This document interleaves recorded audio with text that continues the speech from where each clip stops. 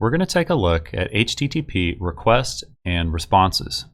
Now, a client can make a request, kind of like this web browser here, and once the server receives that request, it can service back a response. And with the data in that response, we can hopefully render our web page. Now, to understand these, it's best just to take a look at them. So if you're in Chrome and on Windows, you can open up your developer tools. Just hit Control-Shift and J. If you're on a Mac, you can use Control-Option and J. Or if you really want to, you can go to the icon here in the upper right, you click on that, go down to More Tools, and then there it is, Developer Tools. Now, once we've made a request, it should show up here on the left. I already have my web browser running, so I'm going to go ahead and hit Enter. And there we go. So let's go ahead and click on it. And as you can see here, we have our request that we sent the server, our header for that anyway, and we have our response, and we have our general information right here.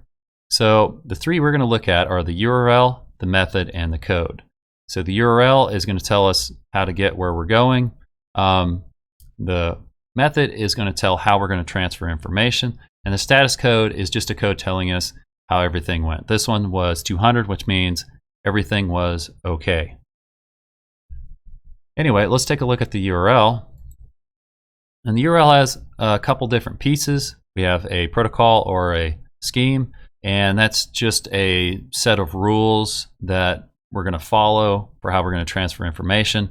So HTTP and HTTPS are going to be our two we're going to see most often. So anyway, HTTP stands for Hypertext Transfer Protocol, and HTTPS stands for Hypertext Transfer Protocol Secure.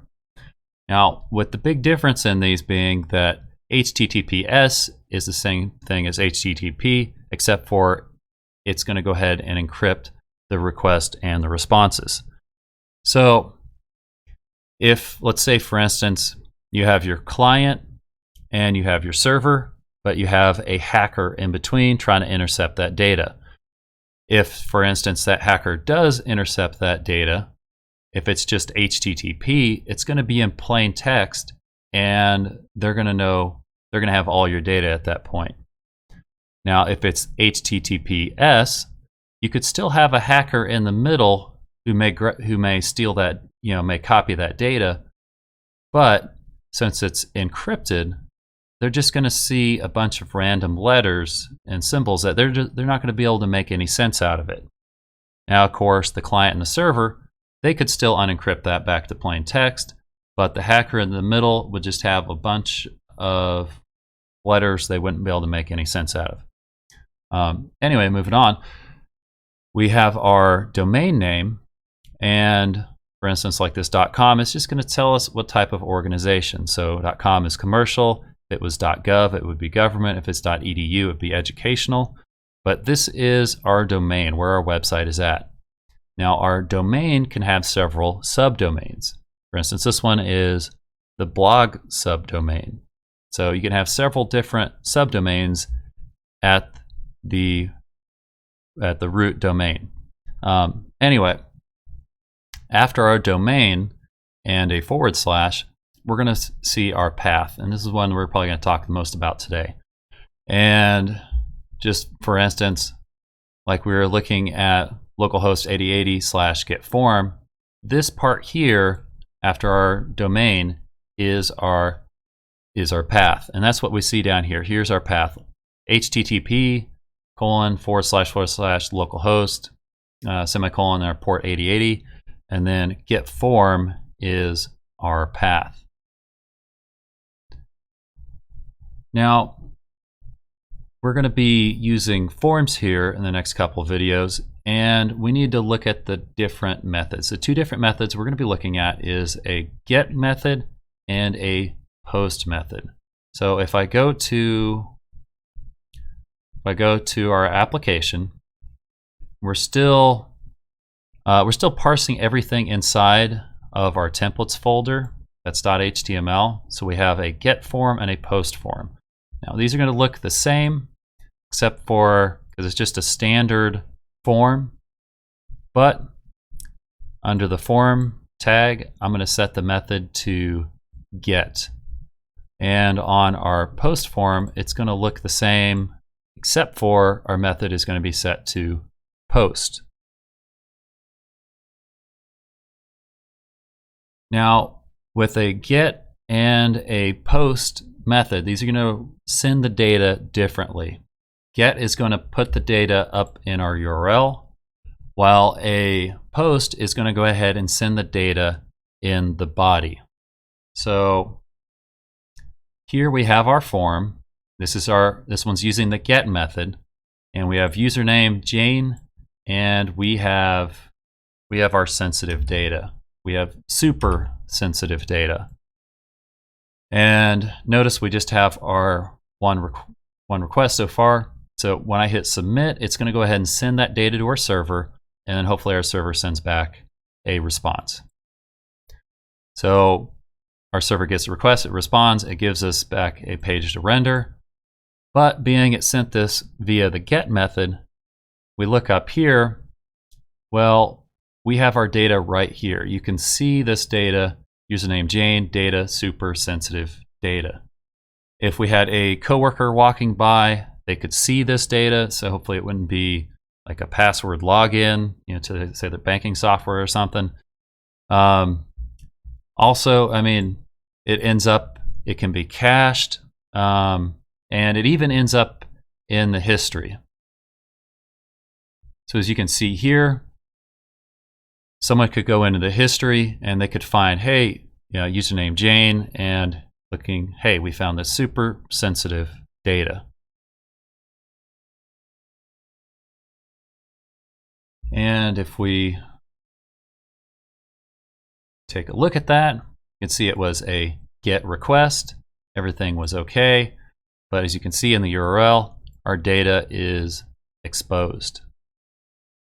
Now we're going to go ahead and go to our post form.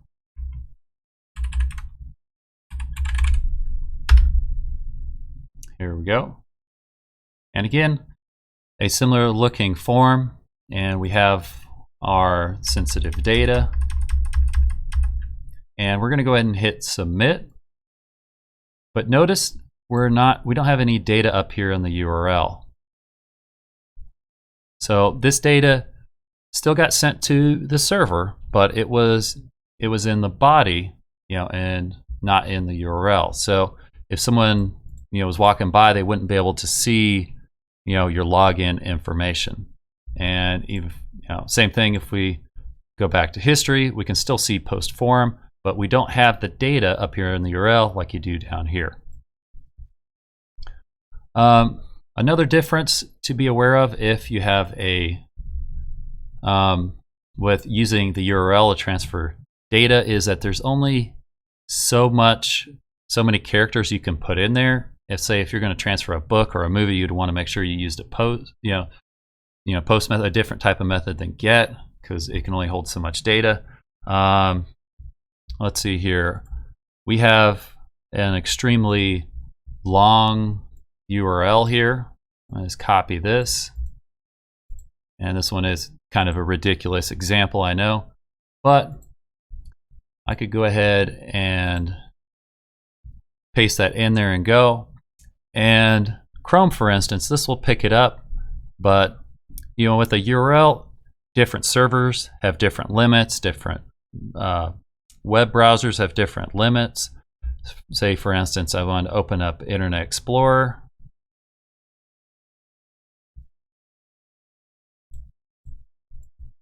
And I paste that in there. Well, this one hit a limit. This one says, hey, this is just too long to find. So generally speaking, keep your URLs under 2,000 characters. Search engines really don't like real long URLs anyway, so it'd help your search optimization.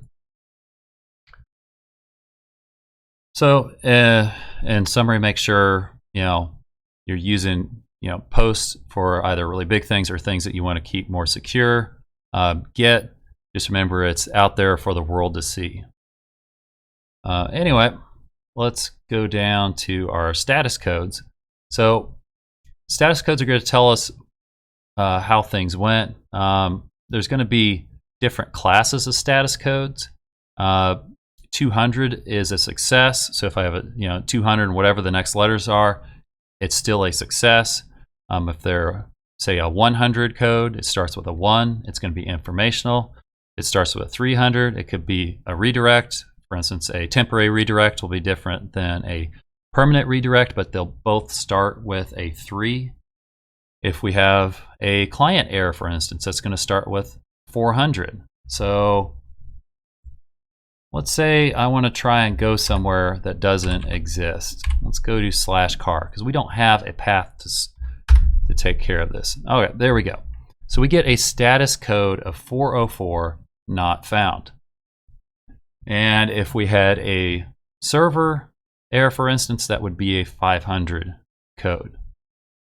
So anyway, just in summary, just to remember that HTTP is not encrypted. So if someone can get a hold of your information in between, they're going to be able to see it in plain text. On the other hand, HTTPS is encrypted. So if that information gets stolen by someone between the client and the server, well, it's just going to be a meaningless set of random characters. It's encrypted. They're not going to be able to understand it. Also, just remember with a GET request, the information's right there in the URL. Someone can walk up and see it on your, on your browser. They could find it in your history, your browser history. So if it's sensitive data or really big chunk of data, you'd want to use a different method. And of course, POST is going to go ahead and put that data into the body. So obviously someone can't find it in the URL. We're going to start using some more forms. So hopefully this will give us kind of a good starting point as we start diving into those. I hope that was helpful, and I'll see you in the next one.